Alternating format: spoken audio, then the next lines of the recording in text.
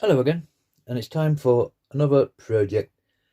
Today we're going to do some scroll saw work on this basic love spoon, Welsh love spoon, Celtic love spoon, whatever you want to call it. It measures in at 3 inches by 19 inches. I've actually made this to fit on a little space on the shed. Now we've got our template drawn out. Just quickly, what I did to make this was literally, I have a tablet, as in a laptop, and I cut the paper for 3 inches, which I knew was the width I was after. Found an image of a spoon. It actually only had the 2 circles on, and literally to place this paper on top of the tablet, like tracing paper, and zoom the image in and out. So I made it so it fitted the size, and literally just draw around it. Then I slid the paper across, added 2 more links, then slid it across and added 2 more links, and put my own little art at the top. There was extra 2 links on this, but it was too big for where it's going on the shed, so we literally just slit it, moved it up, and made it a little bit smaller. That's just the way I like to do things, just cheap and basic. There's obviously proper apps out there or sites that you can put in spoon by 3 inches by 19, and it'll print it off you for what you need. But it's going to be an hard way to do it. That's the way I'm going to do it, unfortunately. Okay, so we've got our liquid template there.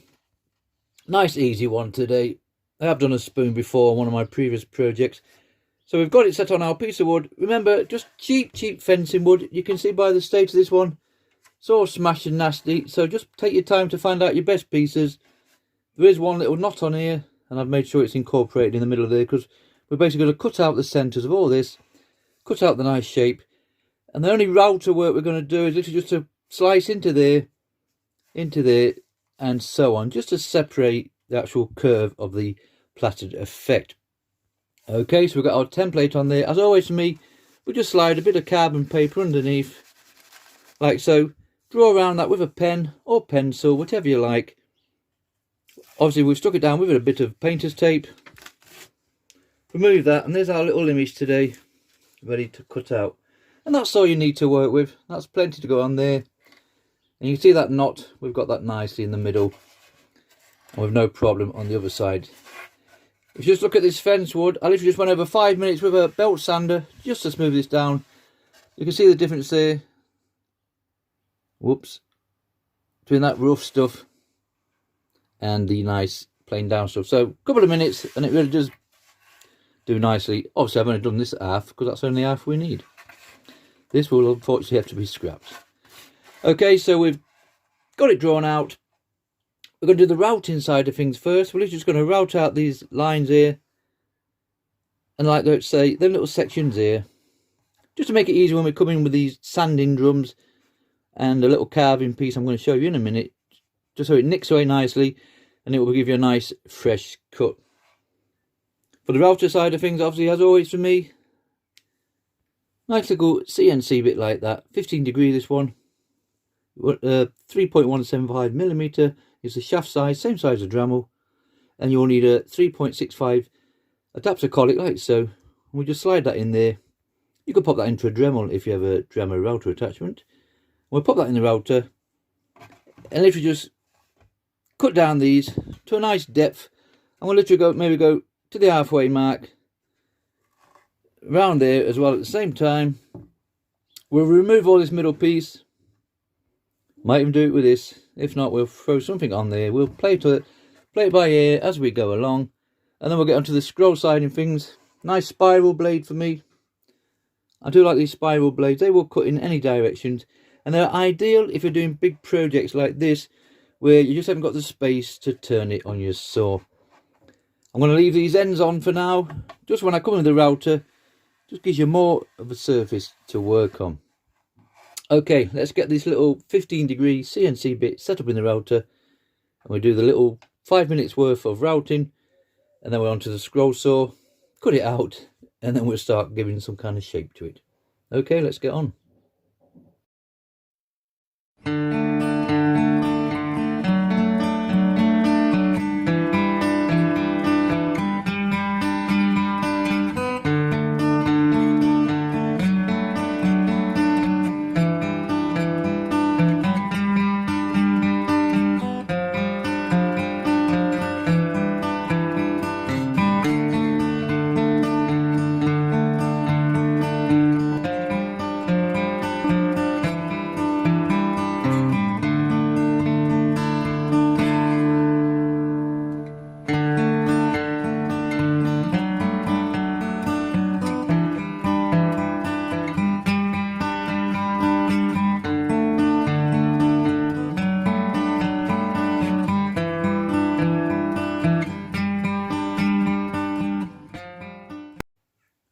Right, we've gone round with our CNC bit, very roughly, just give it a basic shape. A lot of this we will do with the sanding drums and the engraver bit, just give a bit more shape. You can see we've cut down our little separation slits here, as I'm calling them, just when we come in with the engraver carver bit, I'll just break off there nicely and give us a more crispier line. Now we'll get onto the scroll saw side of things. Obviously we've got to get the blade into our middle sections, so you need to drill what they call a pilot hole. That's just a simple drill through all those and this little piece here at the front. That way we can feed the blade through and cut out our middle sections. Obviously the outer sections we just start off and go around. The good thing with those spiral blades, like I said previously, there's no turning of the wood, so we can literally just come in here with the blade, just feed it across like that, get to the top, go up and just come down the other side. Nice and simple cuts on this one. Okay, I'll drill these holes in and then we'll pop the blade inside, a spiral blade, pegas number 5, and we'll start cutting this one out.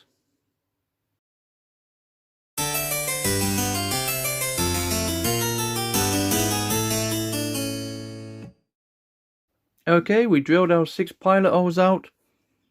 We've fed the blade through the pilot hole. We've attached it to my scroll saw. I have to use these adapter clamps on mine. On your modern saws now, they just have clips here that just clamp on, little twist locking things. A lot easier, but you use what you've got available to you. So we've fed it through. We've took up the tension. Got that nice ping ping sound. That means your blade's just enough tension on it to do the job. Remember, you want it to feel smooth on the way down, and you want it to feel rough on the way up as those teeth bite. That way you know you've got your blade in the right way. On spiral blades, the blades actually spiral all the way around the blade, so you can put them in anywhere you like. Still want to be smooth on the way down and rough on the way up. With a standard blades, you're pinned and pinless, you want the teeth facing towards you, and they are also smooth on the way down, rough on the way up. Always do your inner cuts first. Just makes it a little bit easier to hold the wood. You're tempted to cut around this spoon to get the hardest bit out of the way, then that just leaves you that little piece of wood to hold and turn about. Whereas if you do all the inner cuts first, especially if you're doing detailed work, you have a larger piece of wood to hold on to. So always do your inner cuts first. Okay, pop this saw on now and we'll quickly cut out these inner pieces and we'll go around the outer section.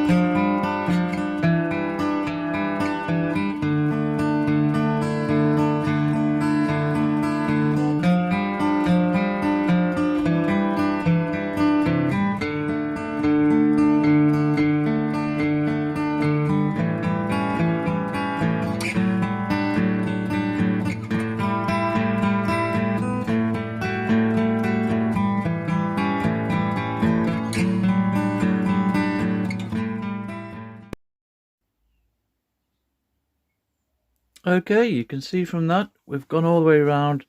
This is the first time I've actually took it out, this piece of wood. Now people do complain about these spiral blades not being a smooth cut. I've got no problem with that. And you're going to want to tidy up. Remember, we're going to sand over this completely and shape it anyway, so what's it really matter? There's our basic little spoon done. We get the general idea. I'm not too sure about this front section here. I wish I'd left that now and had a complete spoon. And just had the actual plaiting just going that way and that way. Not too happy with that hole in the middle there, but it's done now, so we'll work around it. And we'll certainly get another couple of projects out of that piece of wood that's left over there. Now for general shaping on this one, as always for me, I like to use a flexi cable on a Dremel like so. I never buy original parts, to be honest. Your cheap eBay specials work just as well as the more expensive bits. So we'll use that, and for shaping it with, we'll start off with these.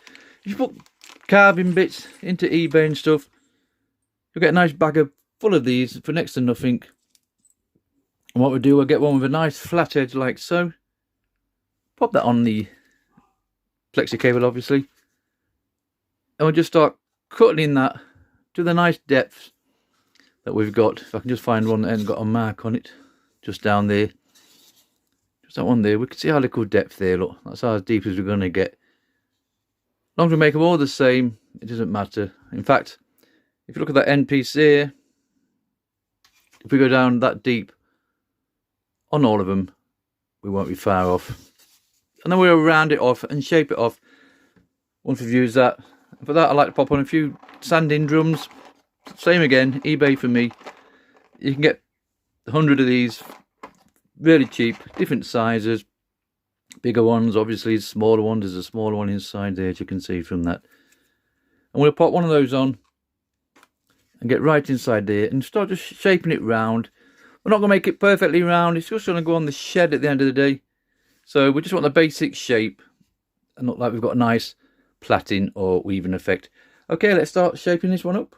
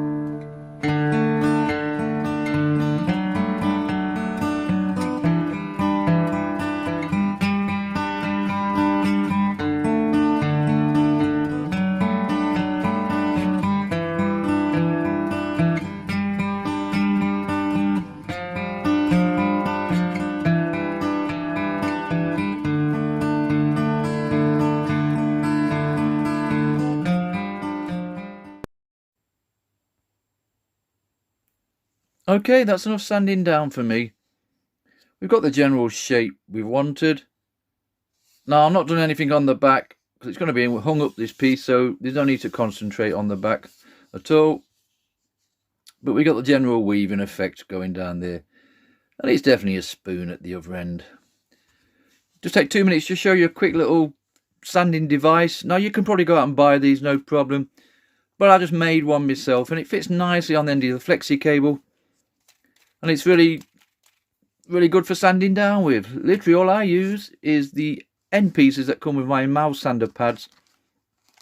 So you literally just tear one of those off. He says, hopefully. And all I do is put an hole in the centre. You can use your Dremel to make that with. And basically fasten it onto the end of one of the sanding drum pieces. When you get these in bagfuls, you get 4 or 5 of these brand new as coming like that. You very rarely use them, to be honest. You always stick with the same one you've got. And it is just a simple case of removing that screw at the end like so. That will fall out with the washer.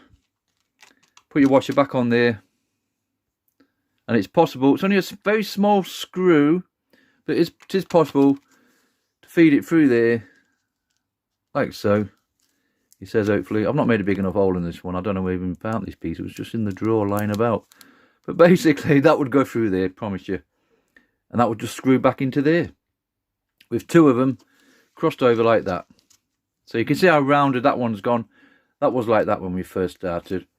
And it's ideal for sanding down and getting into little nuts and crannies that you probably wouldn't get in before.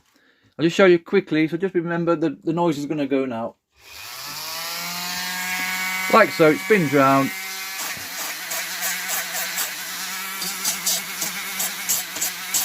You can see it shapes it nicely. It might just catch out sometimes. But once you get used to doing it, Nice little handy thing to have. There we go. And that was all free to make, remember. These come with my mouse sander. Oh, none, just throw them away. And obviously your drum bits come with your sanding drums. Okay, let's move on to the next stage. Right, we're on the onward stretch now. So that's all nicely sanded down. We've got the general shape going. We can tell it's a spoon. We've smoothed the back out best we can. Like I said previously, it's going to go on a fence, so we don't need to concentrate too much on the back. But everything else is near enough what we want. You could sand and sand forevermore. I'm quite happy for it to look a bit rough looking. It is a wooden spoon at the end of the day. Okay, just to finish it off for me, as always, I'll just boiled linseed oil. Works for me. We'll give it a good coating with this. Hopefully it'll darken it down a little bit and give it a bit of protection when it's going outside. And obviously when Mother Nature takes over, she'll darken it down even more. So it's just a simple case of just throwing it on like so. You can see from that, get all the sides done, give it a good soaking with the brush. And then once it's all coated nicely, we'll literally just go over this with a cloth and wipe it off. And then we'll leave it to dry. Then hopefully we can put it on the shed with the rest of them. Okay, I'll continue with this. And then we'll come back once we've sprayed on some clear. Just give it a bit of shine as always. And then we'll pop it on the shed. This little project will be finished. Right, that's it. This little project is finished. You can see from that boiled linseed oil has darkened that wood down nicely. And I give it 3 or 4 coats of a yacht varnish, clear gloss. Just give it a little bit of a shine, as you can see, front and back. And that's it. This little project is finished. Now remember, this is just on fencing wood, which is really cheap to purchase. So if it goes wrong, you've not wasted anything. An ideal little project for somebody that's just starting out with a router and a scroll saw, and they don't want to waste too much money on your fancier woods. So there we have it. Another little project is done. So it measures in at 19 inches by 3 inches across. Wooden spoon with fancy handle. Okay, thank you very much for watching.